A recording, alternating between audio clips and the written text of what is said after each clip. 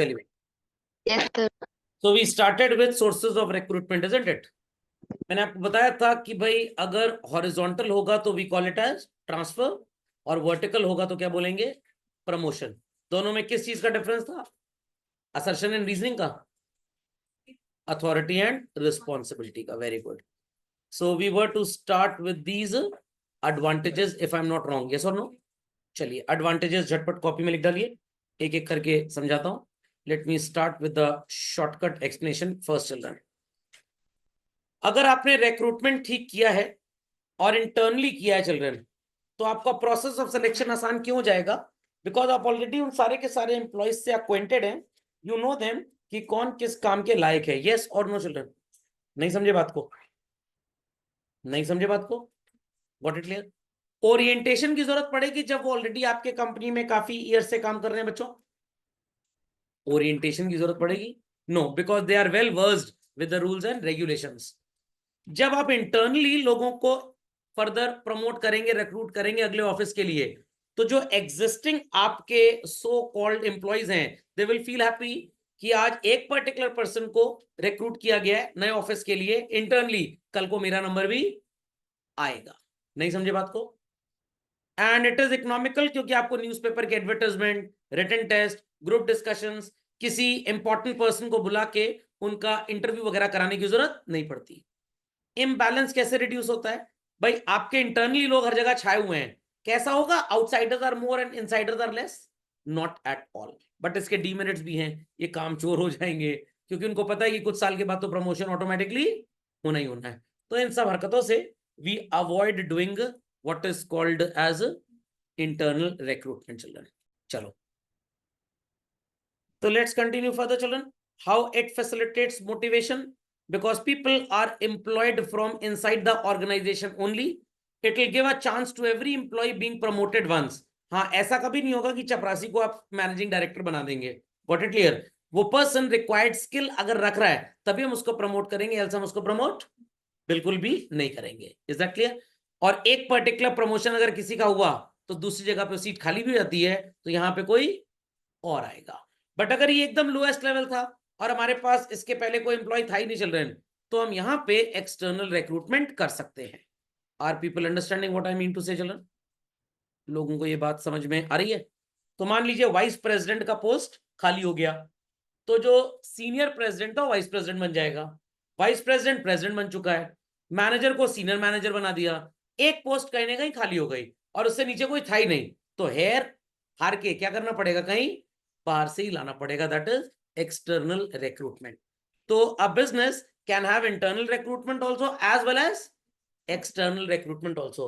ऐसा भी होता है कि मान लीजिए हमको अपने नए ग्रुप के लिए एक सीईओ चाहिए और हमारे पास कोई कॉम्पिटेंट पर्सन है ही नहीं, जो हैं भी वो 2 साल के अंदर रिटायर हो जाएंगे, तो इनको आप प्रमोट कर दीजिए, 6 महीना तो इनको एडजस्ट करने में लग जाएगा, 1.5 साल ये ठेंगा कुछ काम कर पाएंगे।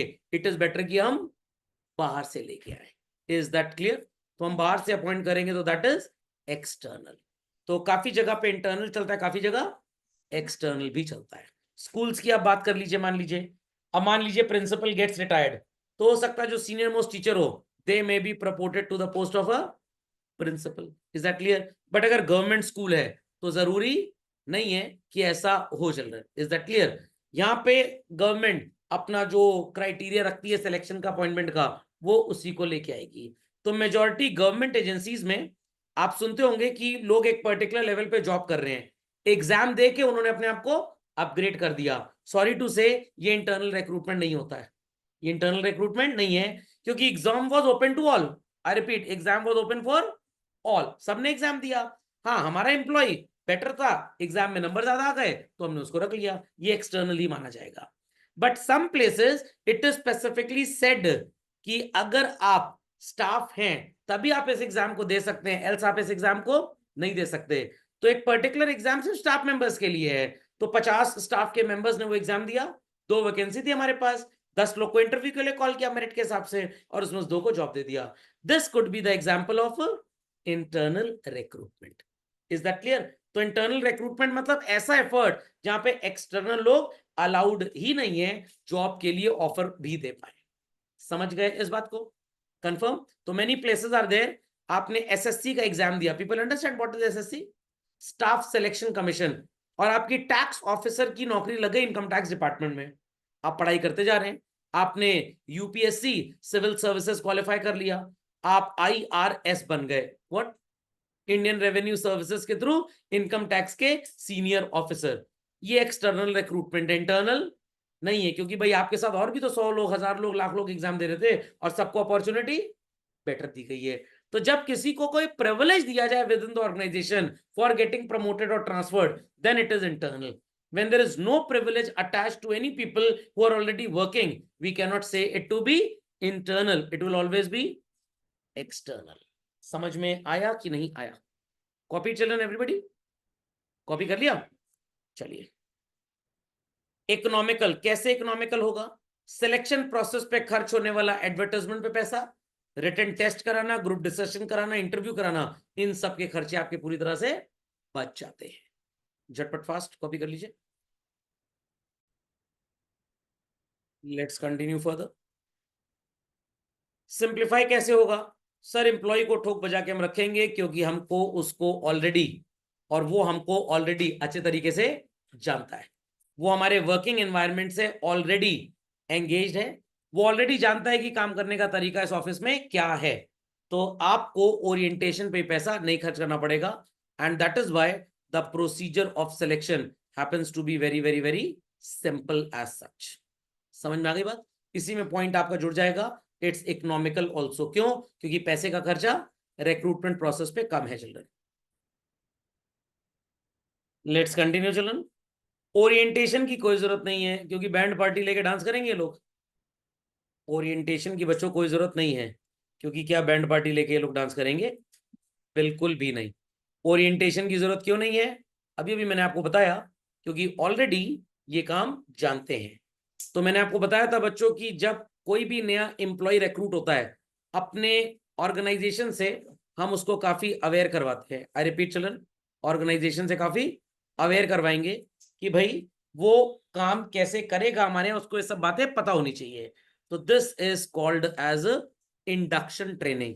ये नहीं कि इंडक्शन चलाने की ट्रेनिंग दे रहे हैं, कैसे खाना गर्म करना है इसमें, वो इंडक्शन कुकटॉप दूसरा होता है। तो यहाँ पे इंडक्शन ट्रेनिंग का मतलब हिज इंट्रोडक्शन, और वो तो 15-20 मिनट, आधे घंटे, घंटे में हो जाएगा। उसके बाद 2-4-6 महीने की ट्रेनिंग कि कैसे गवर्नमेंट ऑफिस में काम होता है, अगर आप सो कॉल्ड एक गवर्नमेंट एम्प्लॉय बनने जा रहे हैं तो। अगर आप एक प्राइवेट कंपनी में काम कर रहे हैं तो वो लोग भी इंडक्शन ट्रेनिंग कराते हैं। नहीं समझे बात को? तो बीटेक तो भाई 500 लोगों ने किया होगा, 50 को हमने रिक्रूट कर लिया। कॉलेज में तो सिर्फ यही सिखाया गया कि भाई टेक्नोलॉजी को यूज कैसे करना है, इनोवेट कैसे करना है, बट हमारी कंपनी में हम आपको किस टेक्नोलॉजी पे काम कराएंगे ये आपको कॉलेज ने नहीं सिखाया। तो किसी ने 5 ईयर BA-LLB कोर्स कर लिया मान लीजिए, और उसको किसी लॉ फर्म में जॉब मिल गया। अब भैया तुमको ड्राफ्टिंग करनी है, या तुमको प्लीडिंग करनी है कोर्ट में जाकर, या तुमको सिंपली एफिडेविट बनवाना है, बताना पड़ेगा कि नहीं? तो one who has completed a chartered accountancy course, भाई उसको टैक्सेशन के मैटर्स देखने हैं, कि उसको ऑडिट देखना है, कि उसको कंप्लायंस देखना है। सर ये कंप्लायंस क्या होता है? भाई जो नियम कायदा कानून बुक्स ऑफ अकाउंट्स के मेंटेनेंस में चल रहा है वो कानूनन सही है या नहीं, ये सारी चीजें उस सीए को देखनी है। तो वो कंप्लायंस डिपार्टमेंट में चला गया। हमने अगर उसको ऑडिट में रखा है तो भाई उसको हिसाब किताब चेक करना है। अब वो इंटरनल ऑडिटर है या एक्सटर्नल ऑडिटर, तो ये देखना पड़ेगा। Is that clear? Taxation matters के लिए रखा है तो उससे बताना पड़ेगा कि भाई हम एक ज्वाइंट स्टॉक कंपनी है, तो आपको कंपनी के टैक्सेशन की यहाँ बातें करनी है, आपको इंडिविजुअल पर्सन के टैक्सेशन की बातें नहीं करनी। नहीं समझे बात को? समझ में आ गया? तो this training which is given to make the person solely wholly completely aware of our system of working is induction. समझ में आ गया? तो भाई लड़की की शादी हो गई, लड़की की भी हुई थी, खैर समझ में आ गया। बहू आई परिवार में तो बताना पड़ेगा कि बहू हमारे यहाँ ना सब लोग सवेरे थोड़ा जल्दी उठते हैं 6 बजे, तो तुम्हें भी 5 बजे उठना है। क्या करना है? जहर खिलाना है सबको? नहीं नहीं नहीं, 5 बजे उठ के नाश्ते खाने की तैयारी स्टार्ट कर देनी है। बट अगर सासू माँ कह रही है इस घर की सबसे बड़ी दलिद्दर तो मैं हूं, और मेरे जितने बच्चे हैं ये सब भी दलिद्दर हैं, ये 10-10 बजे तक सोते हैं, ये रात में काम क्या करते हैं? सोते हैं। चेन स्नैचिंग का काम है इनका, ये रात भर चेन स्नैचिंग करते हैं, 1:30-2 बजे सुबह लौटते हैं मेले से, और सोते हैं 10-11 बजे उठते हैं। तो हमारे यहाँ नाश्ते का पैसा बच जाता है, सिर्फ दिन का खाना खाया जाता है। तो बहुएं भी आवारा हो जाएंगी उस परिवार में, वो भी 11 बजे उठेंगे फिर। नहीं समझे बात को? समझ में आ गया? तो ये क्लियर हो गया व्हाट इज इंडक्शन ट्रेनिंग। अपने बारे में बताना कैसे हमारे यहाँ काम होता है। इज दैट अंडरस्टूड और नॉट? पक्का? चलिए झटपट इसको अपडेट करें बच्चों। समझ में आ गया इंडक्शन का मतलब सबको? वो इंडक्शन कुकर किचन वाला ना समझ लीजिएगा। Next is reduce imbalance. जहां पे डिपार्टमेंट में सरप्लस होगा चिल्ड्रन, वहां से ही ले जाएंगे अपने स्टाफ को उस डिपार्टमेंट में वेयर वी हैव शॉर्टेज। पता लगा यहां पे सरप्लस है, रहन दिया, शॉर्टेज वाले में बाहर से रिक्रूटमेंट कर लिया, तो हमारा कॉस्ट बर्डन बढ़ जाएगा। Is that clear? तो आप एक चीज और ऐड कर लीजिए। चलिए, लोगों का काफी मन था सीक्रेसी शब्द लिखने में, तो अब लिख दीजिए adds on secrecy in the employment. चलिए, सबने लिखे भाई? जहां पे सरप्लस होगा वहां से स्टाफ निकालेंगे और कहां ले जाएंगे? जहां शॉर्टेज होगी। Done all? चलिए, डिसएडवांटेजेस मैंने पहले ही आपको बता दिया था। लोगों को पता है भाई हर 5 साल में तो प्रमोशन होना ही होना है, तो इस प्रमोशन से और भी एक चीज प्रमोट होगी, and what is that? Laziness. क्या फ्रेश टैलेंट मिलेगा ऑर्गेनाइजेशन के अंदर आपको? चलो, नो। कंपटीशन होगा लोगों के अंदर जब उनको पहले से ही पता है कुछ भी हो जाए मेरा प्रमोशन तो पक्का है। Will they compete with each other and bring out something better? Not at all. What is better comparing both children, external और इंटरनल? एक्सटर्नल बेटर है कि इंटरनल? अभी तक तो सर हमारे हिसाब से इंटरनल लग रहा था, बट अगर आप ऑर्गेनाइजेशनल हेड की बात करिए, आपको लेजी इंप्लॉइज मिलेंगे, बाहर से लाएंगे तो फ्रेश टैलेंट मिलेगा, लोग कॉम्पीट करके बेटर करेंगे अपने आप को कि अगर हमने अच्छा आउटपुट नहीं दिया, मेहनत से काम नहीं किया, कुछ नॉवल आइडिया नहीं दिया, तो हमको डिमोट कर दिया जाएगा और बाहर से दूसरे को ले आया जाएगा। तो scope is very very very narrow children, और आपके प्रोडक्टिविटी लेवल्स कम हो जाएंगे। क्यों कम हो जाएंगे? ये पहले पॉइंट से रिलेटेड है, क्योंकि आप हो जाएंगे संपूर्णतः आलसी। इसीलिए जो ऐसी ऑर्गेनाइजेशंस हैं जो फाइनेंशियली स्टेबल रहती हैं children, they go into the concept of external recruitment. जिनको ज्यादा पैसे नहीं खर्च करने, जिनको लेजी इंप्लॉय चाहिए, जिनको फ्रेश टैलेंट से कोई मतलब ही नहीं, they will be reluctant to what? internal source. Got it? Copy all these points, then we study all of them in detail. Yes sir. चलिए बच्चों, तो ये देखिए, ये लेजी है, मरी गया, तो समय उसको उठा रहा है, उठो उठो उठो उठो उठो उठो बालक उठो, सवेरा हो गया। तो एम्प्लॉय लेजी है क्योंकि उसे पता है इस ऑर्गेनाइजेशन में हर 5 साल में प्रमोशन होता ही होता है, तो वो कुछ भी नया करने की कोशिश नहीं करेगा। बट अगर उसे ये पता लग जाए हर 5 साल में एक्सटर्नल रिक्रूटमेंट होता है, तो इतनी मेहनत करेगा कि बाहर से किसी को आने नहीं देगा। Is that clear? जैसे हमारे 10वीं के बच्चे हिंदुस्तान में, इनको पता है 11वीं में एडमिशन तो मिलेगा ही मिलेगा स्कूल में, इसीलिए दलित ठीक से नहीं पढ़ते। और ग्रेजुएशन में क्यों ठीक से पढ़ते हैं? बिकॉज दे नो कि यहाँ पे पोस्ट ग्रेजुएशन में एडमिशन ऐसे ही नहीं मिलेगा, उसके लिए एंट्रेंस टेस्ट देना पड़ेगा। Is that understood? तो ये गड़बड़ी कहीं ना कहीं स्कूल लेवल से स्टार्ट होती है। समझ में आ गई बात? झटपट इसको लिख लें। Next children, less chances of fresh talent. Employ ऐसे ही टंगा रहता है एकदम ताबूत की तरह, स्केलेटन की तरह, और कुछ भी नया वो सोचता ही नहीं है, क्योंकि उसको पता है, वही बात है बार बार चिल्ड्रन, मेरा रिक्रूटमेंट हुआ है, मेरा प्रमोशन हो ही जाएगा, नहीं भी होगा तो हम जिस लायक हैं, जितनी सैलरी मिल रही है वो भी हमारी औकात से ज्यादा है चिल्ड्रन। तो दैट्स वाई फ्रेश टैलेंट का आना वर्जित हो जाता है, क्योंकि हमारी पॉलिसी है रिक्रूटमेंट इंटरनल ही करने की चिल्ड्रन। ओके, लिख लीजिए झटपट फास्ट इसको भी। Scope for introduction of fresh talent is reduced. समझ में आ गया? टाइम बाउंड प्रमोशन की वजह से है चिल्ड्रन। ऐसा सरकारी ऑफिसर्स में बहुत होता है, अब कम हो रहा है धीरे धीरे। Copy done? चलिए, जब आपको पता है कि भाई आपका प्रमोशन होना ही होना है 4 साल में, क्या आप किसी इंप्लॉय के साथ कॉम्पीट करके अपने ऑफिस के लिए, एम्प्लॉयर के लिए कुछ बेटर करने की कोशिश करेंगे? नो, इवन जो कर रहे हैं वो भी नहीं करेंगे। तो spirit of competition gets finished. तो एनडीए क्वालिफाई करके ढेर सारे लोग सबसे पहला जॉब लेफ्टिनेंट का पाते हैं। कौन सा? लेफ्टिनेंट। क्या सारे के सारे चीफ ऑफ डिफेंस स्टाफ बन जाएंगे चलो? क्या सारे के सारे ब्रिगेडियर बन जाएंगे? नो, उसमें से जो अच्छा होगा वही बनेगा, बस। समझ में आ गया? और अच्छों में फिल्ट्रेशन प्रोसेस ऐसा है कि टॉप पोजीशन तक जाते जाते कोई एक ही बचे, मल्टीपल ना बचे। Got it? तो ऐसा ही हमारे स्कूल लेवल ऑफ एजुकेशन पे भी है। पास तो हर बच्चा हो ही जाएगा, हर बच्चा हो ही जाएगा। आप गेस कर सकते हैं चिल्ड्रन, हमारे देश में 10th क्लास का एग्जाम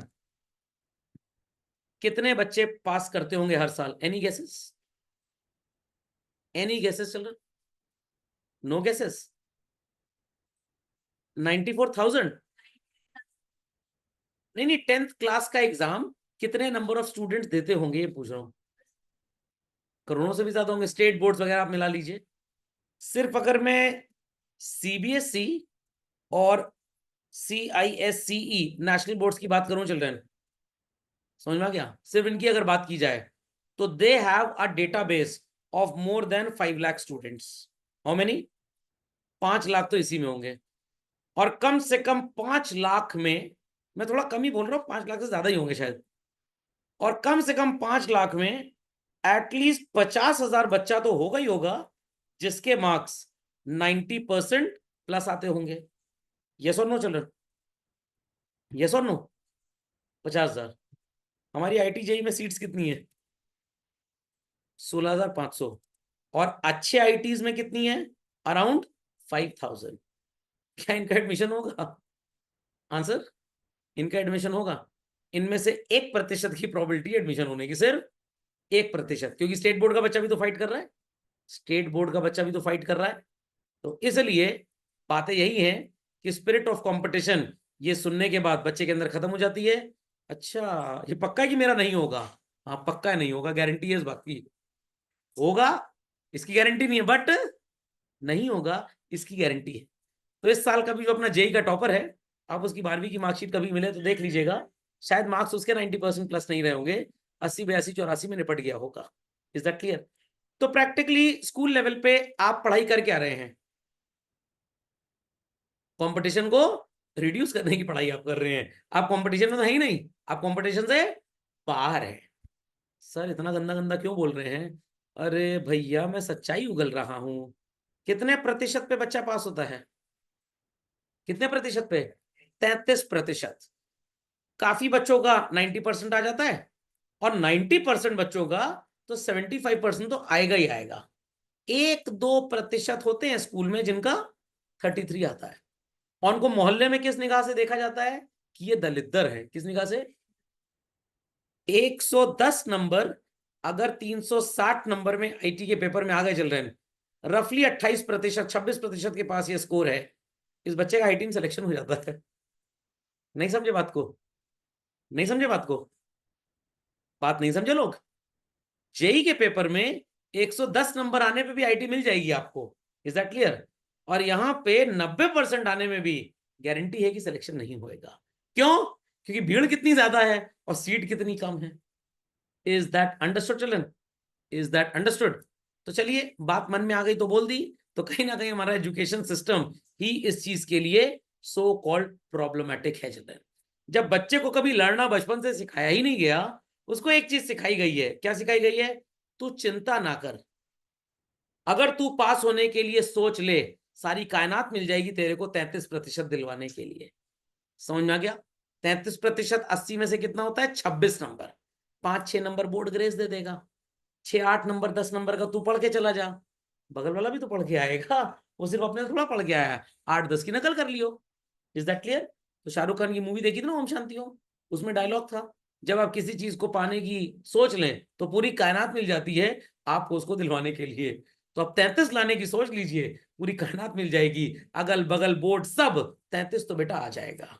क्योंकि they have to reduce the fail percentage and increase the pass percentage.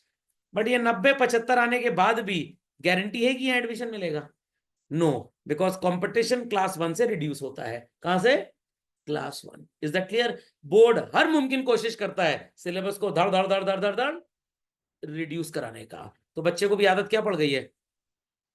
Reduce number की। वो रोटी कम खाता है, वो दूध कम पीता है, खाना कम खाता है, पढ़ता कम है, तो जीवन में उसका कंपटीशन भी क्या होता है? रिड्यूस हो जाता है। और 5 साल बाद जॉब में क्या होता है? पॉलिटिक्स चल रही है मेरे खिलाफ। व्हाट? पॉलिटिक्स? अरे दलिद्र, तुम तो पहले दिन पैदा ही हुए थे रिड्यूस कंपटीशन वाले अस्पताल में, तुम्हारा पूरा नर्चरिंग ही रिड्यूस कंपटीशन में हुई है, और आज तुम कह रहे हो नेतागिरी चल रही। तुम्हारे साथ नेतागिरी पैदा होने से चल रही थी, बट तुम उस नेतागिरी को समझ ही नहीं पाए। लॉजिक समझ में आया कि नहीं आया बच्चों? पक्का? तो हमारा बच्चा कंपटीशन फाइट ही नहीं करना चाहता। अगर फाइट करता बच्चों तो ये सीटें 1,65,000 हो गई होती। खोपड़े में बात गई कि नहीं गई? समझ में आ गया? चलिए भाई, कॉपी कर लिया पॉइंट सबने? चलें आगे, चलते हैं आगे। नैरो स्कोप एंटरप्राइज जब तक नया फ्रेश टैलेंट बाहर से नहीं लेके आएगी, क्या तरक्की, क्या प्रोबेबिलिटी बढ़ेगा बच्चों? बढ़ेगा? नहीं बढ़ेगा। जो पुराने लोग थे वो पुरानी ही सोच रखते हैं, नई सोच कभी आएगी नहीं, और जब नई सोच आएगी नहीं तो ऑफिस हमारा कभी डेवलप हो ही नहीं सकता। Is that understood well? लिख लीजिए झटपट फास्ट। कोई इनोवेशन नहीं होगा, नया प्रोडक्ट लॉन्च नहीं होगा, नई सर्विस हम किसी को दे नहीं पाएंगे। हैव यू एवर हर्ड कि इंडिया की किसी भी कंपनी ने गूगल क्रोम जैसा कुछ बनाया हो? हैव यू एवर हर्ड चलन? हैव यू एवर हर्ड कि एलेक्सा जैसा यहां कुछ बना हो? सर देश के साथ है कि देश के अगेंस्ट है? मैं देश के सिस्टम के अगेंस्ट रहता हूँ, समझ में गया? तो जिसको यहाँ आईटी वाईटी में एडमिशन नहीं मिलता, जिसको दुनिया धुतकार देती है, वो पता है कहाँ जाता है बच्चों? MIT जाता है, वो प्लैंक जर्मनी जाता है, वो जॉन हॉपकिंस जाता है, वो कैम्ब्रिज जाता है, वो ऑक्सफोर्ड जाता है, जिसको एडमिशन IIM में नहीं मिलता। खोपड़े में बात गई। फिर वो वहां से PhD करने के बाद उसी IIM में प्रोफेसर बन जाता है। नहीं समझे बात को? समझ में क्या? तो इंडिया में सबसे बड़ा प्रॉब्लम किस चीज का है? डिमांड एंड सप्लाई का। Is that understood? बचपन से अगर बच्चे को कंपेल किया जाए मेंटल मैथ्स के लिए, बचपन से कंपेल किया जाए कि तेरे को सब पढ़ना है, तो वो ध्यान से पढ़ेगा। छठी सातवीं बोल दिया जाता है बेटा बस 2 साल और, फिर तो कॉमर्स लेना है, मैथ्स छोड़ देना। अरे कोई अपनी बीवी छोड़ दे और कोई मैथ्स छोड़ दे तो समझ लो बराबर कहानी है। ना बीवी की छोड़ने से दुनिया चलेगी, ना मैथ छोड़ने से। तो अपने स्पाउस को मैथ समझें और जीवन भर उसके साथ रहे। खोपड़े में बात गई। आज ही 11वीं वालों को शिक्षा दे रहे थे, एक आसान सा सवाल पूछा था। सवाल यह था कि भाई कुछ दर्जन केले खरीदे गए कुछ भाव से, उसमें से कुछ पीसेस बेचे गए, तो बताइए प्रॉफिट कितना हुआ? वो बेचारे 99 रुपए प्रॉफिट नहीं बता पाए मेरे को, क्योंकि कैलकुलेट ही नहीं कर पाए। खोपड़े में बात गई। मैथ्स में नंबर कितना आया था 10वीं में? सर 92 मार्क्स आया था। सोचिए व्हाट इज दिस? 92% मैथ्स नहीं आती है, उस एनवायरमेंट में आप 92% सक्सेसफुल हुए बस। अंडरस्टूड और नॉट अंडरस्टूड? क्योंकि पहले दिन से क्या सिखाया गया? Diluted hydrochloric acid. दूध में भी क्या मिला दिया गया? पानी, ताकि बच्चे का पेट और दिमाग खराब ना हो जाए। तो जब हर दिन पहले दिन से डाइल्यूशन चल रहा है तो आगे तक डाइल्यूशन ही चल रहा है। Logic understood well? समझ में आगे भाई? चलिए, प्रोडक्टिविटी कैसे कम होगी? आपके पास कोई नया आइडिया है ही नहीं। आप पुराने ही कीचड़ को नई नाली में बहा दे रहे हैं, तो भाई कीचड़ तो कीचड़ ही रहेगा ना, नाली कुछ भी हो जाए। तो जब नया टैलेंट नहीं, नई प्रोडक्टिविटी नहीं है, हमें पता है हम कितना भी अच्छा आइडिया दे दे गवर्नेंस का, क्या हमें उतना रेम्यूनरेशन मिलेगा जो एक मिनिस्टर को मिलता है? बिल्कुल नहीं मिलता। तो क्यों बेचारा सीनियर IAS ऑफिसर खाली पीली अपनी जान जोखिम में डालेगा? कहेगा भैया तनख्वाह लो, काम करो, इतना काम करो कि मिलने वाली तनख्वाह जरूरत से ज्यादा लगने लग जाए। Logic understood well? छटपट कॉपी कर ले इसको। Advantages of external recruitment. होता क्या एक्सटर्नल, ये तो सबको पता है भाई। Getting the person employed from outside and not from our own group और own enterprise children is known as external source. आपको जो चॉइस मिलेगी वो ज्यादा होगी, ढेर सारे लोगों के बीच में आप सिलेक्शन कर सकते हैं। You will get an experienced person or a lazy person, children. Experienced may come with a new talent जो अभी तक आपके ऑर्गेनाइजेशन में था ही नहीं, कुछ नया काम करने का तरीका सिखाया। The performance of existing employees will go up, क्योंकि उन्हें पता है कि अगर हम मेहनत से काम नहीं करेंगे तो हमारे बॉस, हमारे एम्प्लॉयर अगली बार फिर से हमारी जगह किसी और को बाहर से ले आएंगे। तो you can say what were the demerits of internal could act like a merit of internal। तो सबने want लिख लिया पूरा। wider choice, attract experienced personnel, new talent and top performance। copy the points quickly। Let's continue। So when vacancies are advertised widely, ढेर सारे खलियर या ढेर सारे लोग अप्लाई करते हैं। अब ध्यान से सुनिएगा मैंने खलियर शब्द क्यों यूज किया। कभी आपने सुना है wanted a vice president for HDFC bank? No. इन केसेस में या तो इंटरनल रिक्रूटमेंट होता है बच्चों, और अगर एक्सटर्नल हो भी रहा है तो ये एक्सटर्नल हिंदी में बोले तो जुगाड़ पानी से, और अंग्रेजी में बोले तो रेफरेंस से होता है। किससे होता है? रेफरेंस से। कोई मैनेजिंग डायरेक्टर के पोस्ट पे आएगा, क्या वो 2 कौड़ी के दैनिक जागरण अखबार में 300 रुपए का जो समाचार निकलता है उसको पढ़ के अप्लाई करेगा? Not at all. तो अगर आप एक HDFC बैंक जैसी ऑर्गेनाइजेशन है और आपको चाहिए मैनेजिंग डायरेक्टर या CEO, तो भाई किसी retired city bank, world bank, किसी RBI के गवर्नर को, किसी स्टेट बैंक ऑफ इंडिया के रिटायर्ड जनरल मैनेजर को आप हायर करेंगे? या वो 300 रुपए का इश्तिहार देके वांटेड लिखकर, समझ में नहीं आ रहा कि सलमान खान की मूवी है कि नौकरी दे रहे हैं लोग। तो जितने छोटे लेवल के एम्प्लॉयमेंट्स होते हैं ना, यहीं पे आपको ये एडवर्टाइजमेंट वगैरह देना पड़ता है। और ज्यादातर बच्चों एक्सटर्नल रिक्रूटमेंट इस तरह से कि हम एप्लीकेशन वगैरह लें, वो उन्हीं लेवल्स पे होता है। टॉप लेवल पे कभी ऐसा नहीं होगा, मिडिल लेवल पे भी बहुत कम होता है चिल्ड्रन। ज्यादातर ये एडवर्टाइजमेंट टाइप ऑफ रिक्रूटमेंट चलता है ऑपरेशनल लेवल पे। Is that clear? समझ में आ गई बात? कॉपी कर लिया सबने? चलिए, when you get a person from some other office, other organization, definitely आपको ज्यादा एक्सपीरियंस पर्सन मिलेगा तभी आप हायर करेंगे। अगर सेम या लेस एक्सपीरियंस है तो क्या आप हायर करेंगे बच्चों? बिल्कुल भी नहीं करेंगे। तो मान लीजिए आपकी एयरलाइन कंपनी है, अभी तक आप फ्लाइट कंट्री के अंदर ही फ्लाई करवाते थे, अब आप इंटरनेशनल फ्लाइंग कराना चाह रहे हैं, तो आप किसी एक्सपीरियंस्ड पायलट को लेके आएंगे जिसको ऑलरेडी इंटरनेशनल फ्लाइट का एक्सपीरियंस है, या अपने ही किसी सीनियर लोकल छाप कंट्री के अंदर प्लेन उड़ाने वाले पायलट को रिक्रूट कर देंगे चिल्ड्रन? बाहर से लेके आएंगे। अगर 3 पायलट का स्टाफ, 4 पायलट का स्टाफ आपको चाहिए, तो हो सकता है आप 2 अपने रख लें और 2 दूसरे, कि भाई अभी आप इनके साथ सीख भी जाइए। But many cases you have to do compulsorily what is called as external recruitment. Internal में आपका काम चलेगा ही नहीं।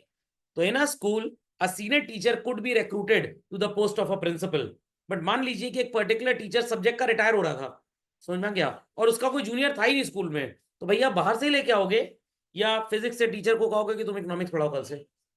बाहर से ही लेके आएंगे। बाहर मतलब चौराहे पे खड़ा तो स्कूल है, वहां से चलो सम अदर ऑर्गेनाइजेशन से भी ला सकते हैं, या लोग अप्लाई भी कर सकते हैं ऑनलाइन ऑफलाइन वगैरह वगैरह। समझ में आ गया? ठीक है बच्चों, management can attract qualified and trained people to apply for vacant jobs in the organisation.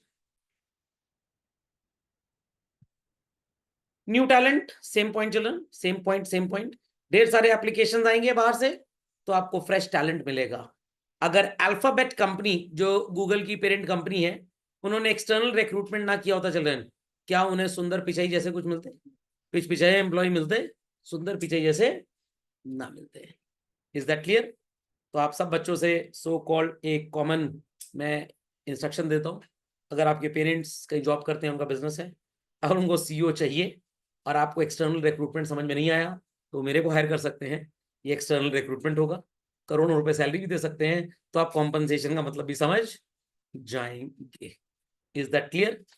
समझ में आ गया? चलिए, बाद में मत बोलिएगा सर आपने 3D एग्जाम्पल नहीं दिया था। और आपके पापा का ही अगर प्रमोशन हो जाता है तो उनसे पार्टी जरूर मांगिएगा और कहिएगा आज हमें पता है आपका इंटरनल रिक्रूटमेंट हुआ है, और क्या इसके मेरिट्स हैं ये भी पापा आपको बताते हैं, बट डीमेरिट्स भी हमने आपको बता दिए। समझ गए भाई? समझ गए? कभी कभी ऐसा होता है ना कि अपने रिश्तेदारों में रिश्तेदारों की शादी हो जाती है। मान लीजिए मम्मी की सिस्टर की बेटी थी और ताई जी के मामा जी का पोता था, इन दोनों की शादी आपस में हो गई, एक तरह से ये भी इंटरनल ही माना जाएगा। बट अगर वो जो दीदी जी थी वो अपना ढूंढ ली और भैया जी अपना ढूंढ लिए, और दोनों घर आए और बोले चलो आशीर्वाद दो, तो that is external recruitment. Okay, be quick be quick be quick, चलो जल्दी झटपट लिख लें। लिख लिया सबने? चला जाएगा? चलिए, परफॉर्मेंस तभी बढ़ेगा जब आप बाहर से पर्सन लेके आएंगे बच्चों, क्योंकि वो कॉम्पीट करेगा। Is that clear? तो एग्जिस्टिंग स्टाफ भी बेटर परफॉर्म करेगा, क्योंकि उसे पता है कि अगर हम अच्छा काम नहीं करेंगे तो हमारा प्रमोशन ठेंगा होगा। तो नए पर्सन को कॉम्पीट करने के लिए उन्हें भी नॉवल आइडियाज लाने पड़ेंगे। ये नहीं कि नॉवल ले आया जिसके ऊपर आइडियाज दिखा था और बोला यही नॉवल आइडियाज है। समझ में आ गई बात? तो जो हमारे कामचोर एम्प्लॉयज हैं they will also work hard. तो अगर आपको लगता है कि आपके पापा जॉब में या बिजनेस में ज्यादा टाइम दे रहे हैं, ऑफिस टाइम तो शाम को 6 बजे तक का होता है, तब भी 8 o'clock पे उनके क्लाइंट के साथ मीटिंग क्यों है? क्योंकि he has to deliver top performance, ताकि कोई बाहर से आके उन्हें सुपरसीड ना कर दे। लॉजिक समझ में आया? अब समझ गए सर, आज से हम पापा के ऊपर गुस्साएंगे नहीं कि मूवी का टिकट आपने बुक कराने के बाद भी बोला तुम लोग मम्मी के साथ चले जाओ, हम थोड़ा बिजी हैं। Is that clear? तो बिजी मतलब ये मत समझिएगा कि कहीं वो पार्टी इंजॉय कर रहे हैं, वो कहीं ना कहीं आप कटोरा लेके ना बैठ जाए घर के बाहर, एफर्ट कर रहे हैं। Logic understood? He is competing with the new talent और एग्जिस्टिंग एम्प्लॉइज एज सच। आज सर आंखें भराई सर, आपने ऐसी बात बता दी सर, आज जाके पापा से माफी मांगनी पड़ेगी कि जो 100-150 मूवीज के टिकट आपने कैंसिल कराए थे, क्योंकि मूवी टिकट आप बुक कराते हैं थर्सडे को, उनका ऑफिस होता है थर्सडे को, संडे को आप कहते हैं नहीं मूवी देखने आज नहीं जाना है, MUX मोर देन PX नहीं हो पाएगा, या सर ने टेस्ट रख दिया है, होमवर्क ज्यादा है। Done children, copied? चलिए, डिसएडवांटेजेस, ढेर सारे चैनल से होके गुजरना पड़ेगा, the process is very very very lengthy children, पैसे ढेर सारे लगेंगे, तो it sounds to be expensive, हमारे ऊपर भरोसा नहीं था बाहर से ले आए हैं। It is what children? Dissatisfaction among the employees. Is that clear और नॉट? समझ में आ गया? तो मान लीजिए आपकी मम्मी ने मौसी की बेटी का रिश्ता ताई जी के मामा के लड़के के लिए ऑफर किया, बट वो दलितर कहीं और शादी कर लिया। समझ में आ गया? तो अभी आप क्या होंगे? मम्मी क्या हो जाएंगी? डिससैटिस्फाइड। और कहीं उसका डाइवोर्स हो गया तो मम्मी का समझ लिया Cloud9 एकदम, बोली थी कि मेरी बहन की लड़की शादी कर लो, घरेलू है, सुशील टाइप की है। नहीं नहीं, हम वो कॉर्पोरेट वाली से करेंगे। हो गया कॉर्पोरेट, 5 साल में छोड़ के भाग गई, दहेज भी ले गई लूट लपाट के पूरा। बाद में पता लगा हरियाणा की जाट थी और उनका बिजनेस था, शादी करके 3-4 साल में भागना। तो देखते होंगे क्राइम पेट्रोल में, वो सब सीरियल को आदमी देख ले तो घर से निकलना बंद कर दे, अपने आप को बक्से में ताले में बंद कर ले, वो ना शादी करेगा, ना बच्चा पैदा करेगा, ना कुछ नहीं करेगा। वो क्राइम पेट्रोल में ऐसा ऐसा दिखा देते हैं, वो प्रेशर कुकर के अंदर बैठा रहेगा। चलिए, लिख लिया बच्चों तीनों point? So why it is a lengthy process? It is a lengthy process because selection process में आपको पहले एप्लीकेशन फिल करवाने पड़ेंगे, उसके बाद रिटन टेस्ट लेना पड़ेगा, उसके बाद ग्रुप डिस्कशन होगा, सॉर्टिंग करेंगे, उसके बाद पर्सनल इंटरव्यू होगा, जैसे वहां पे हुआ था 3 इडियट्स मूवी में, राजू रस्तोगी गया था ना, अंगूठी अंगूठी, वही चीज। तो ये सब प्रोसेस काफी महंगा होता है, ये सब यहाँ पे नहीं लिखा स्क्रीन पे, बट ये चीजें आपको आनी चाहिए। मैं इतना अज्यूम करके चलता हूँ कि मेरी बातों को आप याद रखते होंगे, और नहीं याद रखते होंगे तो एटलीस्ट कॉपी में लिख लेते होंगे, और अगर नहीं भी लिख लेते होंगे तो फिर कोई टेंशन ही नहीं है, फिर आपका पास होने का और अच्छे नंबर का लाने का प्रोसेस भी लेंदी हो जाएगा। Okay, copy done? चलिए, why it is expensive? Advertisement क्या फ्री में होगी? हाँ सर, शोक समाचार वाले में निकलवा देंगे सर, 300 रुपए में निकल जाता है सर। शोक समाचार जानते हैं, जो लोग तैयार हो जाते हैं उनके लिए होता है ना, रसम पगड़ी है या पगड़ी नहीं है, पगड़ी महंगी है, 3D पगड़ी रहेगी, सर शोक संदेश में निकलवा देंगे। शोक संदेश में इस तरह के एडवर्टाइजमेंट्स नहीं निकलते, अच्छे न्यूज़पेपर में एडवर्टाइजमेंट्स लाखों के कॉस्ट करते हैं, प्लस एप्लीकेशन प्रोसेस करने के लिए आपको स्टाफ चाहिए। तो आजकल काफी कंपनीज क्या करने लग गई हैं, हायरिंग करने लग गई, जैसे Naukri.com, Monster.com, ये सब वेबसाइट्स आपने सुनी होंगी, इनके थ्रू हायर करती है। Is that understood? Expensive process समझे भाई? लिख दिया सबने? एंड द लास्ट, एम्प्लॉय, ये तो ऐसा लग रहा है कमोड के ऊपर बैठा हुआ है, ऐसी ऐसी पिक्चर बना देंगे, सेंसर्ड हो जाएगी स्लाइड मेरी। May give dissatisfaction and frustration among the existing employees. क्यों? क्योंकि उनको समझ में आ रहा है, अच्छा रो रहा है आदमी, सॉरी आंख बंद में देखा ही नहीं, सूट उट पहन के रो रहा है। समझ में आ गया? तो ऐसा आपके साथ भी बहुत बार हुआ होगा, आपको लग रहा था क्लास के मॉनिटर बनेंगे, बट जो बच्चा बाहर से आया दूसरे स्कूल से, टीचर ने उसको मॉनिटर बना दिया। क्यों? क्योंकि उसकी अंग्रेजी आपसे बेटर थी, वो थोड़ा चुलबुल पांडे टाइप का था, आप थोड़े बटरिंग टाइप के थे, तो आपको हटा दिया गया। तो it may lead to dissatisfaction among the employees, कि हमसे नहीं बोल सकते थे, हमको कम से कम अपग्रेड कर देते, हम बर्तन भी मांज लेते हैं, ऑफिस का काम तो हम कर ही रहे थे, जान पूछ के बाहर से आदमी बुला के ले आए पेंट्री संभालने के लिए, किचन संभालने के लिए। तो it results into dissatisfaction. Write down children, next. तो ये सारी चीजें आपको समझ में आ गई बच्चों? डिफरेंसेस भी समझ में आ गए होंगे, डिफरेंसेस भी समझ में आ गए होंगे चिल्ड्रन? तो अगले लेक्चर में मैं आपको ये डिफरेंसेस लिखवा दूंगा, जैसे रिकॉर्डिंग में रहेगा, आप इसको कॉपी कर सकते हैं। दोनों में से ज्यादा इकोनॉमिकल एक्सटर्नल है कि इंटरनल चिल्ड्रन? एक्सटर्नल लेस और इंटरनल मोर इकोनॉमिकल। कहां पे कंपटीशन ज्यादा होगा? एक्सटर्नल में। स्कोप ऑफ टैलेंट कहां पे बेटर है? एक्सटर्नल में। कहां पे एम्प्लॉय ज्यादा मोटिवेटेड रहेंगे और अच्छे तरीके से काम करेंगे? एक्सटर्नल में। समझ में आ गई बात? पक्का? चलिए, तो ये कुछ सोर्सेज हैं बच्चों। वेब पब्लिशिंग, वेबसाइट पे आपको जॉब नजर आते होंगे, लिंक्डइन पे बहुत कुछ रहता है आजकल। Calling services there, advertisement, Naukri.com वगैरह तो सुना ही होगा। सरकारी एम्प्लॉयमेंट एक्सचेंज भी है। 18 साल के हो जाएंगे तो अपना नाम लिखवा दीजिएगा, 2-4 जन्म के बाद कॉल आ जाएगी। Got it clear? These are placement agencies, Monster.com, मैफॉय, देन Naukri.com। कैंपस का जूता पहनेंगे तभी रिक्रूटमेंट होगा। कॉलेज में ही जो जॉब के लिए सो कॉल्ड कंपनीज आती हैं। मैंने रेकमेंड कर दिया कि भाई जो लोग क्लास में रेगुलर नहीं है उनको आप हमारे कहने पे जमादार रख लीजिए। Got it clear? 50 वर्कर्स चाहिए फैक्ट्री में। मैं लेबर कॉन्ट्रैक्टर हूं, सुबह लेबर लेके आऊंगा गाड़ी में भर के कुत्ते बिल्ली की तरह, फैक्ट्री में लगवा दूंगा, शाम को निकाल लूंगा उनको। And what is direct recruitment?